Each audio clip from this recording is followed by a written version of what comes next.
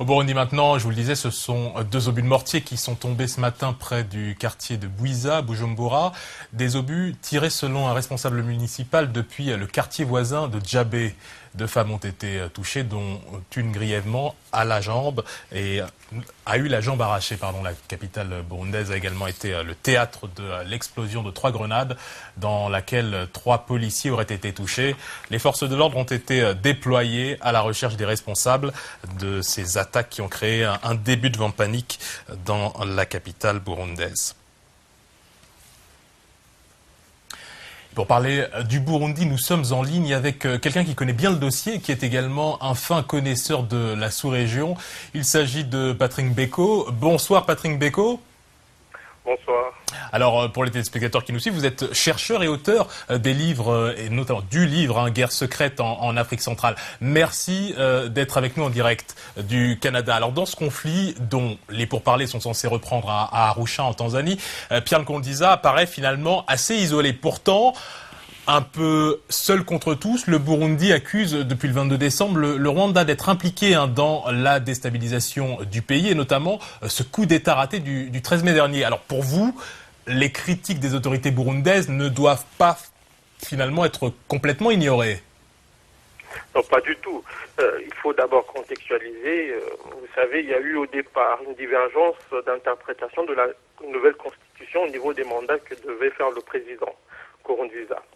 La constitution burundaise dit que le président doit faire 2 mandats électifs. Or, le premier mandat du président n'était pas électif, étant donné qu'il s'agissait d'une période de transition. Il y a eu une première élection qu'il a remportée, une seconde qui a eu lieu il n'y a pas longtemps et qu'il a aussi remportée. Et donc, il faut dire que la validité, d'ailleurs, du mandat du président burundais, il avait eu la sagesse, le président burundais, en tout cas, de saisir la Cour constitutionnelle de son pays et la Cour de justice de la communauté des États d'Afrique de l'Est. Et les 2 instances avaient rendu des décisions indiscutables et favorables au candidat Nkurunziza. Ce monsieur n'est pas ce diable qu'on nous présente, je parle du président burundais. Malgré son importante victoire, reconnue par ailleurs par les Nations Unies, il a tenu à respecter les équilibres ethniques au sein de son gouvernement, malgré le fait que les résultats des législatives, au regard de la loi burundaise, ne lui permettent pas d'intégrer dans un gouvernement des personnalités issues des autres partis que les siens, d'un autre parti que les siens, si on veut. Or, dans la question... parce que je veux faire ce contexte-là pour arriver dans le cas du Rwanda. Pourquoi? Parce qu'au tout début, on l'a accusé, parce que la crise part du fait qu'on a dit qu'il s'est imposé, qu'il a violé la constitution de son pays en se représentant pour une 3e fois. La crise est partie de là. Et après, il y a eu une stratégie de l'ascension, une déstabilisation venue de l'étranger. Bien entendu, soutenue par les États-Unis et l'Union européenne. Mais le contexte est important, d'abord pour comprendre, pour que les téléspectateurs comprennent, que bien sûr. Le président Nkurunziza n'est pas ce diable-là, et il n'a pas violé la constitution de son pays. Et donc, je disais tantôt qu'il a même évoqué l'hypothèse d'une révision de l'article 129 de la Constitution en vue de former un gouvernement d'union. Cet article, qu'est-ce qu'il disait? Cet article, qui est issu des accords d'Arusha, prévoit que 60% des portefeuilles ministériels doivent être occupés par des Hutus, 40% par des Tutsis et moins de 30% par des femmes. Et pour intégrer dans le gouvernement le même article, d'autres membres des autres partis, le même article exige que les partis politiques aient réuni 5% des voix à l'élection présidentielle. Ce que personne n'a fait à part le parti du président Nkurunziza. Donc en proposant un gouvernement d'union nationale, Nkurunziza souhaite intégrer les partis politiques et les coalitions ayant obtenu moins de 5% lors de la présidentielle. Donc cela prouve que le monsieur est déjà de bonne foi. D'accord. Venons-en, Patrick Beko, Rwanda, puisque vous savez que nous sommes en télé dans le cadre d'un journal. Oui, tout à fait. Il faut aller rapidement. Le problème, depuis un moment, le Rwanda essaie de déstabiliser ce pays. Pourquoi? Parce qu'il faut rappeler qu'il y a déjà un précédent.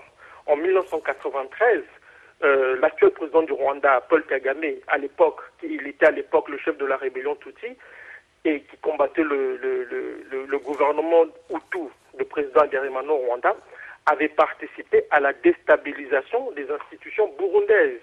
À l'époque, le Burundi avait un président à sa tête qui s'appelle Melchior Ndadaye, qui avait été élu démocratiquement. Mais cela pose un problème pour les rebelles Tutsis qui se battait au Rwanda. Pourquoi? Parce que l'issue démocratique de la démarche amorcée au Burundi allait avoir des répercussions au Rwanda même. Et donc Kagame et les Tutsis de l'armée qui composaient d'ailleurs, qui dominaient l'armée burundaise font monter un coup d'État contre le président Melchior Ndadaye. Et aujourd'hui, qu'est-ce qu'on observe? On observe encore une fois dans cette région, depuis l'élection, la réélection du président Nkurunziza, on observe une certaine agitation de la part du Rwanda. Pourquoi? Parce que le Rwanda va connaître des élections très bientôt et le Rwanda est en train de traverser une zone de turbulence dans la mesure où on sait qu'il y a des pressions pour que le président Kagame ne se représente pas. Ça, c'est la première chose. Et la deuxième, il a déjà dit d'ailleurs qu'il se portait candidat, comme les téléspectateurs ont eu l'occasion de le suivre sur Vox Africa d'ailleurs. D'ailleurs, et ça n'a pas vraiment dérangé ceux qui reprochent à Nkurunziza d'avoir respecté la Constitution chez lui. Là, je parle des puissances occidentales qui ont émis des communiqués, mais sans plus, alors que chez Nkurunziza, on fait pression, on essaie de déstabiliser son gouvernement.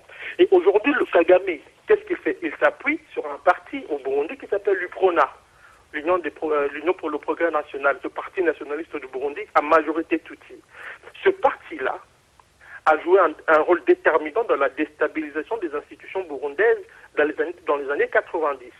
Et c'est ce parti aujourd'hui qui ne veut même pas entendre parler du principe des quotas ethniques qui est pourtant qu'on retrouve dans la Constitution. Alors, le Rwanda aujourd'hui, qu'est-ce que le Rwanda veut faire? Le Rwanda a besoin d'une base arrière, comme à l'époque, comme dans le passé, comme par le passé. En déstabilisant le gouvernement du Burundi, le Rwanda s'assure d'avoir un allié ou un homme libre dans un pays voisin qui peut servir de base arrière au cas où il y aurait des problèmes au Rwanda. Parce que, contrairement à tout ce qu'on nous présente aujourd'hui, un Rwanda qui est très stable ou économiquement prospère, ce qui n'est pas vrai, le Rwanda, c'est une bombe à retardement et tous les observateurs avertis le savent très bien. On sait très bien aujourd'hui qu'au niveau du Rwanda, il y a des contacts au niveau de l'armée, au niveau des services de renseignement. Et Kagame sait que c'est un grand danger et il veut s'assurer, au cas où il s'impose par la force, il va s'imposer par la force, c'est sûr et certain, en organisant des élections démocratiquement truquées, il va avoir une base arrière. Et le cas du Burundi est un problème pour Kagame parce que ça donne des idées aux Hutus du Rwanda.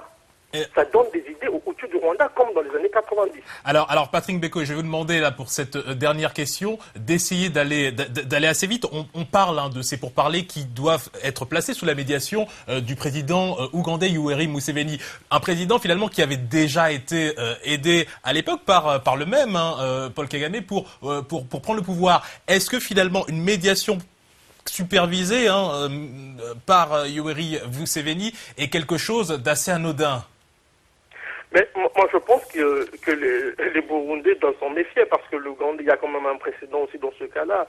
L'Ouganda avait joué un rôle important dans la déstabilisation du Burundi et du Rwanda du président Habyarimana par le passé. Et moi, au-delà de l'Ouganda, moi, ce qui me frappe et me chagrine, c'est même l'attitude de l'Union africaine.